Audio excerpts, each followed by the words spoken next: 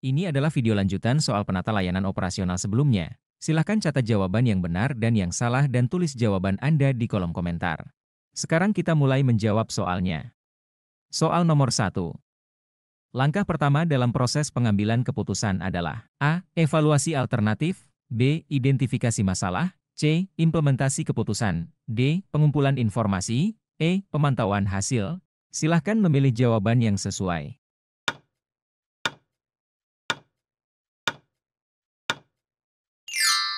Jawabannya adalah B. Identifikasi masalah. Jawaban B, karena langkah pertama dalam pengambilan keputusan adalah mengidentifikasi masalah atau peluang yang memerlukan perhatian dan keputusan. Soal nomor 2. Setelah mengidentifikasi masalah, langkah selanjutnya dalam proses pengambilan keputusan adalah A. Implementasi keputusan, B. Pengumpulan informasi, C. Evaluasi alternatif, D. Identifikasi masalah, E. Pemantauan hasil. Silahkan memilih jawaban yang sesuai.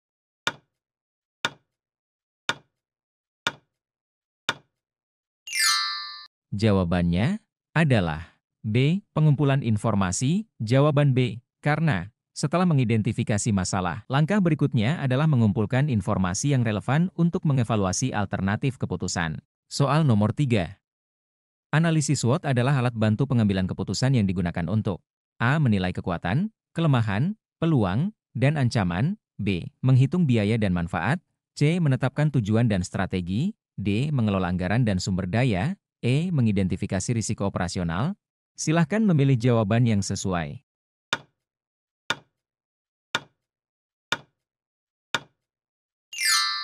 Jawabannya adalah A. Menilai kekuatan, kelemahan, peluang, dan ancaman. Jawaban A, karena analisis SWOT digunakan untuk mengevaluasi kekuatan, kelemahan, peluang, dan ancaman yang mempengaruhi keputusan strategis. Soal nomor 4. Dalam analisis SWOT, faktor eksternal yang dapat memberikan keuntungan atau peluang bagi organisasi disebut A. Kekuatan, B. Kelemahan, C. Peluang, D. Ancaman, E. Risiko, C. Peluang. Jawaban C, karena peluang adalah faktor eksternal yang dapat memberikan keuntungan atau manfaat tambahan bagi organisasi dalam mencapai tujuannya. Silahkan memilih jawaban yang sesuai.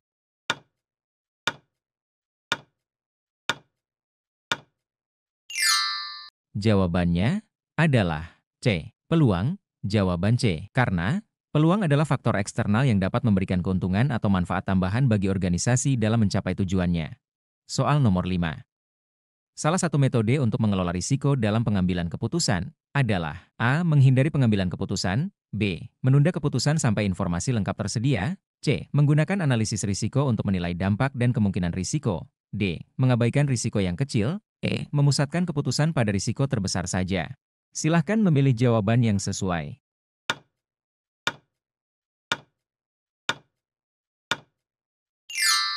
Jawabannya adalah C. Menggunakan analisis risiko untuk menilai dampak dan kemungkinan risiko. Jawaban C, karena analisis risiko digunakan untuk mengevaluasi dampak dan kemungkinan risiko yang mungkin mempengaruhi keputusan dan hasilnya. Soal nomor 6. Risiko yang tidak dapat dihindari dan harus diterima sebagai bagian dari pengambilan keputusan dikenal sebagai A. Risiko terukur, B. Risiko residual, C. Risiko bawaan, D. Risiko yang dapat dikendalikan, E. Risiko yang dapat diasuransikan. Silahkan memilih jawaban yang sesuai.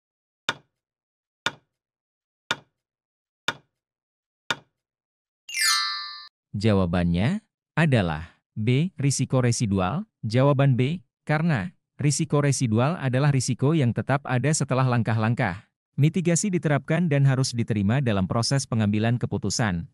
Soal nomor 7. Setelah memilih alternatif terbaik dalam pengambilan keputusan, langkah selanjutnya adalah A. Pengumpulan informasi, B. Evaluasi alternatif, C. Implementasi keputusan, D. Identifikasi masalah, E. Pemantauan hasil. Silahkan memilih jawaban yang sesuai.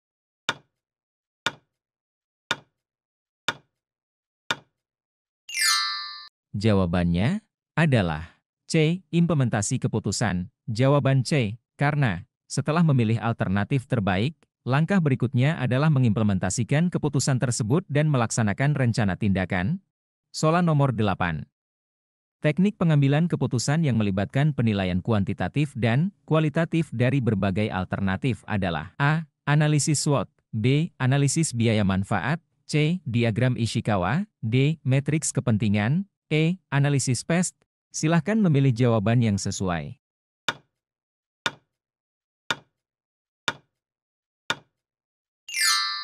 Jawabannya adalah B. Analisis biaya manfaat. Jawaban B, karena analisis biaya manfaat menilai alternatif berdasarkan keuntungan dan biaya untuk menentukan opsi yang paling menguntungkan. Soal nomor 9. Strategi untuk mengurangi dampak risiko dalam pengambilan keputusan, termasuk A. Mengabaikan risiko, B. Mengalihkan risiko ke pihak lain, C. Menghindari pengambilan keputusan, D. Menerima semua risiko, E. Menunda keputusan. Silahkan memilih jawaban yang sesuai.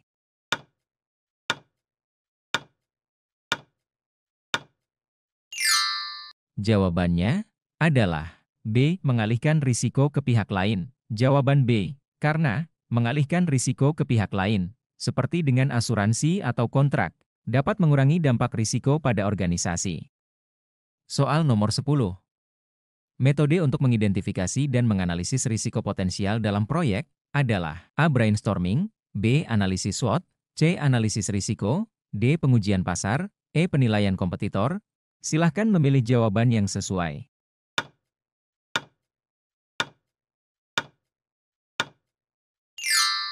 Jawabannya adalah C. Analisis risiko. Jawaban C, karena analisis risiko digunakan untuk mengidentifikasi dan mengevaluasi risiko potensial yang dapat mempengaruhi proyek atau keputusan, serta merencanakan mitigasi yang sesuai.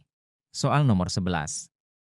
Apa yang dimaksud dengan kerjasama tim? A. Proses di mana anggota tim bekerja secara mandiri untuk mencapai tujuan individu. B. Proses di mana anggota tim bekerja bersama untuk mencapai tujuan bersama. C. Proses di mana satu anggota tim mengarahkan semua tugas kepada yang lain. D. Proses di mana anggota tim bersaing untuk mendapatkan hasil terbaik. E. Proses di mana anggota tim bekerja secara independen tanpa interaksi. Silahkan memilih jawaban yang sesuai.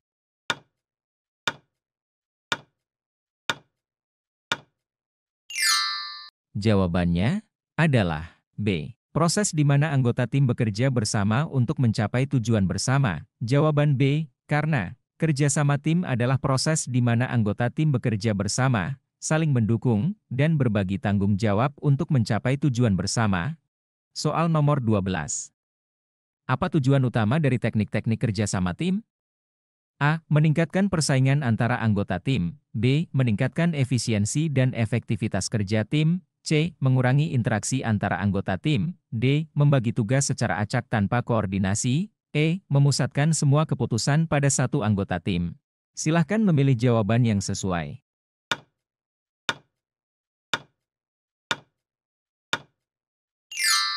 Jawabannya adalah B. Meningkatkan efisiensi dan efektivitas kerja tim.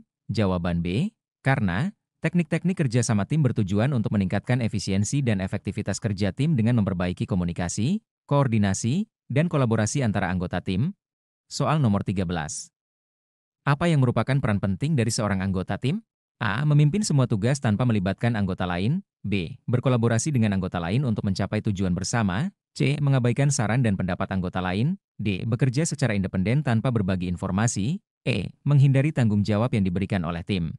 Silahkan memilih jawaban yang sesuai.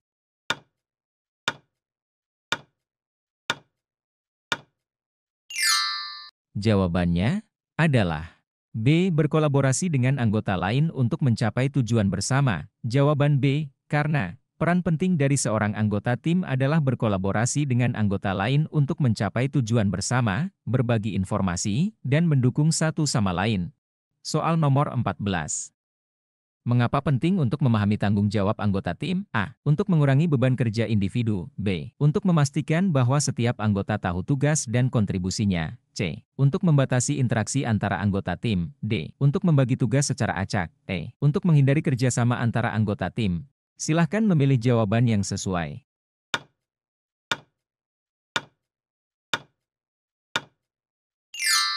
Jawabannya adalah B. Untuk memastikan bahwa setiap anggota tahu tugas dan kontribusinya. Jawaban B, karena Memahami tanggung jawab anggota tim penting untuk memastikan bahwa setiap anggota tahu tugas dan kontribusinya, sehingga dapat bekerja secara efektif dan efisien dalam mencapai tujuan bersama. Soal nomor 15. Apa yang dimaksud dengan strategi membangun tim yang efektif? A. Menetapkan tujuan individu tanpa mempertimbangkan anggota tim lain. B. Mengembangkan hubungan positif dan komunikasi terbuka antara anggota tim. C. Mengabaikan pendapat dan saran anggota tim. D. Membagi tugas secara acak tanpa koordinasi. E. Memusatkan semua keputusan pada satu anggota tim. Silahkan memilih jawaban yang sesuai.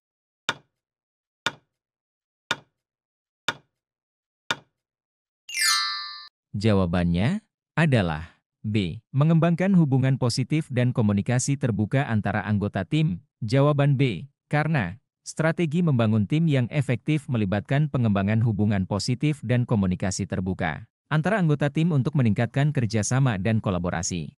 Soal nomor 16.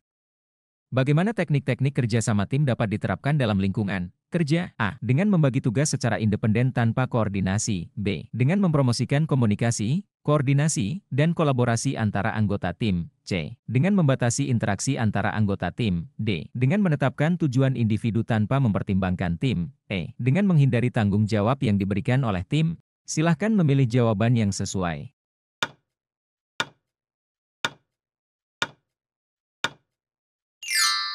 Jawabannya adalah B. Dengan mempromosikan komunikasi, koordinasi, dan kolaborasi antara anggota tim. Jawaban B. Karena teknik-teknik kerjasama tim dapat diterapkan dalam lingkungan kerja dengan mempromosikan komunikasi, koordinasi, dan kolaborasi antara anggota tim untuk meningkatkan efisiensi dan efektivitas kerja tim. Soal nomor 17. Apa yang dimaksud dengan peran anggota tim dalam kerja sama tim? A. Menetapkan tujuan individu tanpa mempertimbangkan anggota lain. B. Berkontribusi sesuai dengan peran dan tanggung jawab yang diberikan. C. Mengabaikan saran dan pendapat anggota tim lain. D. Bekerja secara independen tanpa berbagi informasi. E. Menghindari interaksi dengan anggota tim lain. Silahkan memilih jawaban yang sesuai.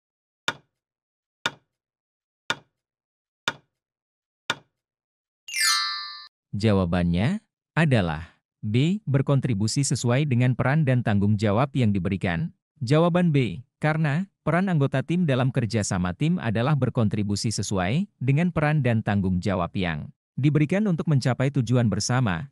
Soal nomor 18. Mengapa penting untuk membangun dan mempertahankan tim yang efektif? A. Untuk meningkatkan persaingan antara anggota tim. B. Untuk mencapai tujuan bersama dengan efisiensi dan efektivitas. C. Untuk mengurangi interaksi antara anggota tim. D. Untuk membatasi tanggung jawab anggota tim. E. Untuk memastikan keputusan diambil oleh satu anggota tim. Silahkan memilih jawaban yang sesuai.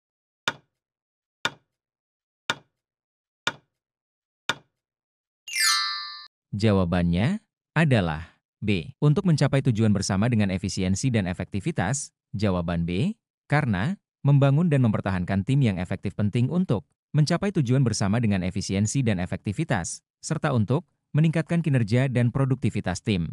Soal nomor 19. Apa yang merupakan teknik penting dalam kerja sama tim? A. Menghindari interaksi dengan anggota tim lain. B. Mengembangkan komunikasi terbuka dan saling percaya antara anggota tim. C. Menetapkan tujuan individu tanpa mempertimbangkan anggota lain. D. Membagi tugas secara acak tanpa koordinasi. E. Memusatkan semua keputusan pada satu anggota tim. Silahkan memilih jawaban yang sesuai.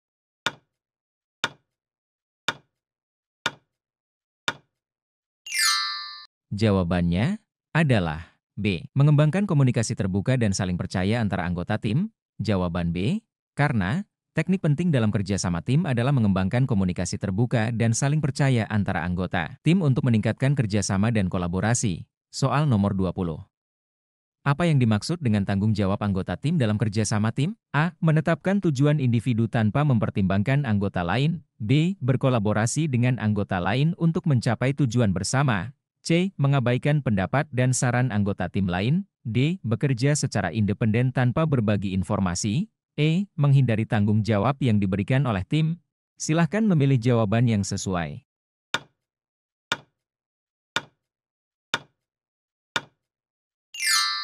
Jawabannya adalah B. Berkolaborasi dengan anggota lain untuk mencapai tujuan bersama. Jawaban B. Karena Tanggung jawab anggota tim dalam kerjasama tim adalah berkolaborasi dengan anggota lain untuk mencapai tujuan bersama, berbagi informasi, dan mendukung satu sama lain.